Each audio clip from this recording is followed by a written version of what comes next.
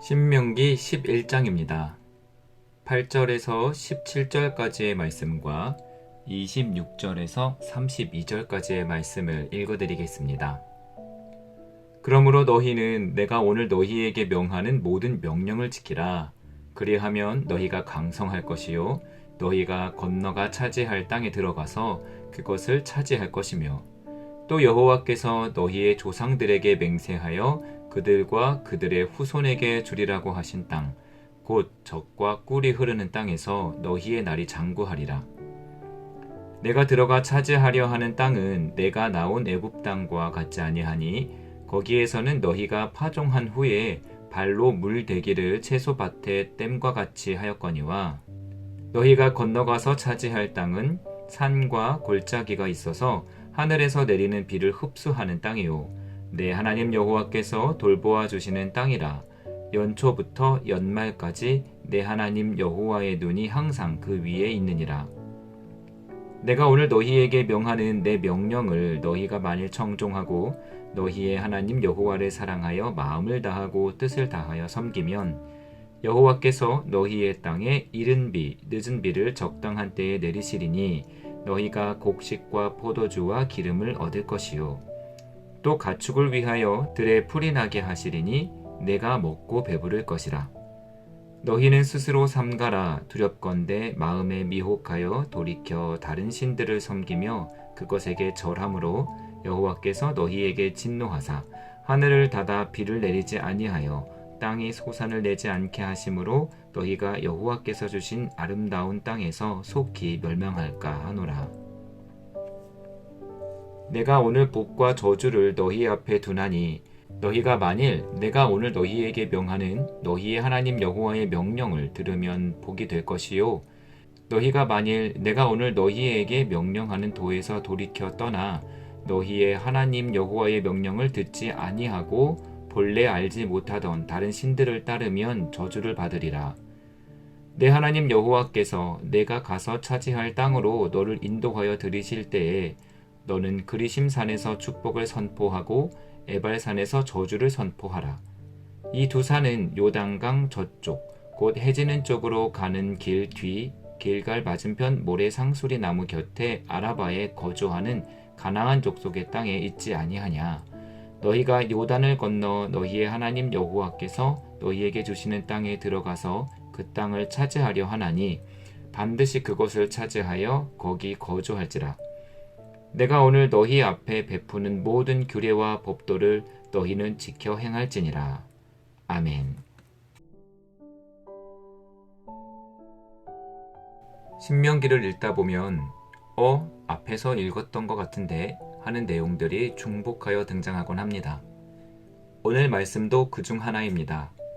신명기 사관이라 불리는 순종하면 복을 받고 불순종하면 벌을 받는다는 하나님의 뜻이 다시 한번 기록되어 있습니다. 그들이 지금 어떤 상황 가운데 있는지를 생각하면 모세가 왜 그렇게 같은 내용들을 반복하는지를 조금은 이해할 수 있습니다. 이스라엘 백성들이 가나안 입성을 코앞에 두고 있습니다.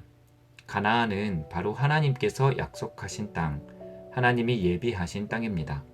간단히 하나님의 땅이라고 부릅시다. 하나님의 땅에 하나님의 백성으로 들어가는 것입니다. 모세는 이 백성들을 하나님께 순종하는 자들로 준비시키고 싶은 것입니다. 조상들이 범했던 실수를 똑같이 저지르지 않았으면 좋겠다는 것입니다. 하나님을 향한 모세의 사랑이 얼마나 뜨겁고 순수한지 볼 수 있는 대목입니다. 그러나 다른 한편으로 하나님께서 모세를 통해 이 뜻을 거듭 강조하도록 하시는 이유는 하나님께서는 이 백성들이 결국엔 불순종하여 우상을 숭배하게 될 것을 아셨던 것입니다. 거듭 강조한다는 건 그만큼 실천하기 어려운 일이라는 반증입니다. 하나님은 백성들이 불순종하여 진노가 임하게 됐을 때 그들이 죄를 최대한 빨리 깨닫고 돌아올 수 있도록 똑같은 실수를 최대한 반복하지 않도록 반대로 순종으로 인한 복을 바로 깨달을 수 있도록 하기 위해서 반복하여 강조하시는 것입니다. 가나안은 하나님께서 이스라엘 백성들에게 익히 약속하셨던 땅입니다. 아브라함을 통하여 아브라함만이 아니라 후손들까지 살게 하겠다고 하셨던 젖과 꿀이 흐르는 바로 그 땅입니다. 하나님의 명령을 쫓아 아브라함이 친척을 떠났을 때 정착하여 살게 하셨던 땅이고 그 후 이삭과 야곱이 거주하였던 땅입니다.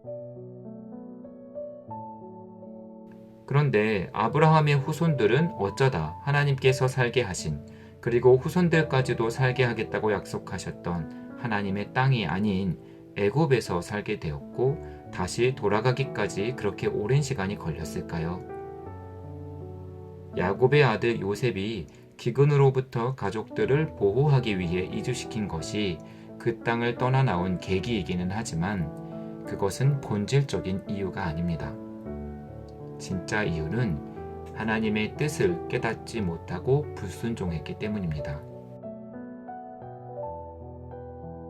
아담과 하와는 단 한 가지 명령을 지키지 못하여 에덴 동산에서 쫓겨났고 야곱과 그의 후손들은 언제고 고향 땅으로 돌아갈 수 있었음에도 애굽의 고센 땅에서 하나님의 뜻이 아닌 육신의 안정을 추구했기에 애굽에 발이 묶이게 되었습니다.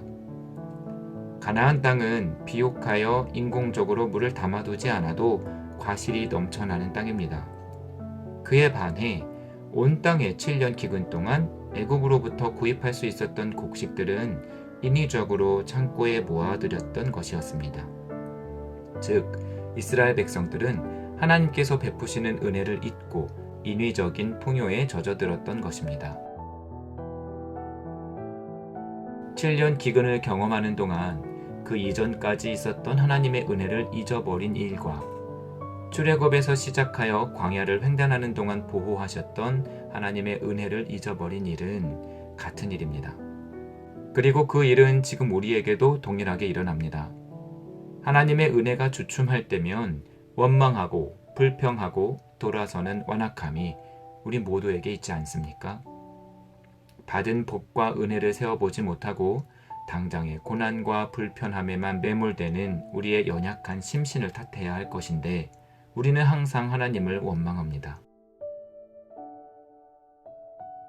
하나님께서 주시는 복을 놓치지 않고 계속 받는 방법은 하나님의 명령을 지켜 행하는 것입니다. 조항은 여러 가지이겠으나 한마디로 정의할 수 있습니다. 하나님만을 섬겨라. 하나님을 사랑하고 이웃을 사랑하라는 명령도 이 한마디 안에 포함됩니다. 신명기 사관은 우리가 이 명령을 지키며 살 수 있도록 그리하여 하나님께서 부어주시는 복을 누리며 살 수 있도록 하나님께서 두신 장치라 할 수 있습니다. 하나님의 마음은 복을 주시고자 하는 마음뿐이지만 사람들을 선으로 인도하기 위해서 벌까지도 마련하신 것입니다. 하나님은 복이든 저주이든 일방적으로 내리지 않으십니다. 하나님의 방법은 복과 저주 모두를 우리 앞에 두시고 선택하도록 하십니다.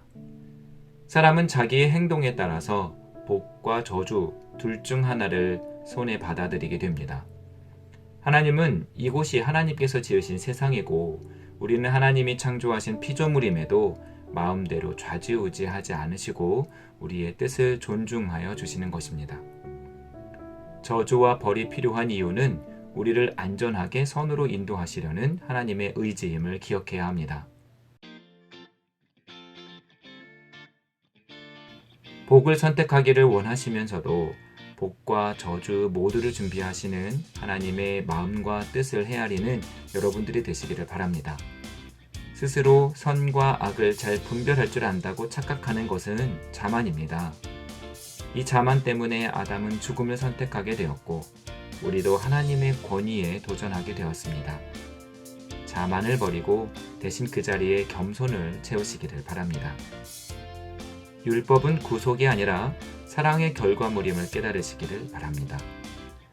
하나님께서 우리를 얼마나 사랑하시고 존중하시는지를 깨달아 하나님의 율법에 기꺼이 순종하는 여러분들이 되시기를 주님의 이름으로 축원드립니다. 아멘.